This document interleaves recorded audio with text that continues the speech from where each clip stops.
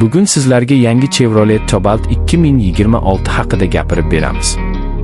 Bu avtomobil O'zbekistonda juda mashhur bo'lgan modellardan biri bo'lib, 2026 yilgi versiyasi bilan yanada zamonaviy va qulay ko'rinishga ega bo'ldi.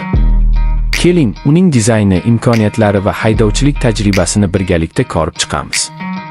Avvalo tashqi ko'rinishga e'tibor qaratamiz. 2026 yilgi Cobalt yanada zamonaviy va agressiv dizayn bilan taqdim etilgan. Old panjarasi kengaytirilgan, yangi LED farlar esa avtomobilga zamonaviylik baxsh etadi. Kuzov chiziqlari aniq va silliq bo'lib, aerodinamikani yaxshilash bilan birga ko'rkamlikni ham oshiradi. Bu model o'z sinfidagi boshqa sedanlarga qaraganda ancha jozibador ko'rinadi. Endi salon haqida gaplashamiz.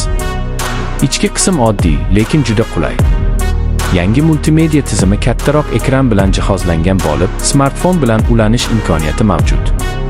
O'rindiqlar yumshoq va uzoq safarlar uchun mos. Haydovchi uchun barcha tugmalar qulay joylashtirilgan, bu esa boshqaruvni osonlashtiradi. Konditsioner tizimi ham yaxshilangan, bu esa issiq havoda katta afzallik beradi. Texnik jihatdan esa Chevrolet Cobalt 2026 1.5 litrli benzin dvigatel bilan jihozlangan bo'lib, u ishonchliligi va tejamkorligi bilan mashhur. Dvigatel 100 ot kuchiga yaqin quvvat beradi va shahar hamda trassada yetarlicha samarali ishlaydi. Uzatmalar qutisi sifatida mexanik va avtomat variantlar mavjud. Yonilgi sarfi esa o'rtacha hisobda 6-7 litr atrofida bo'lib, bu kundalik foydalanish uchun juda yaxshi ko'rsatkich. Xavfsizlik masalasida ham avtomobil yomon emas. ABS tizimi, havo yostiqchalari va stabilizatsiya tizimi mavjud. Bu esa haydovchi va yo'lovchilar uchun qo'shimcha ishonch beradi.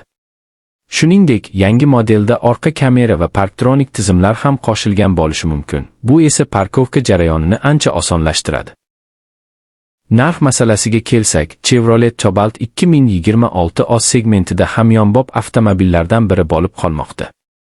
Aynan shu sababli u O'zbekistonda keng tarqal.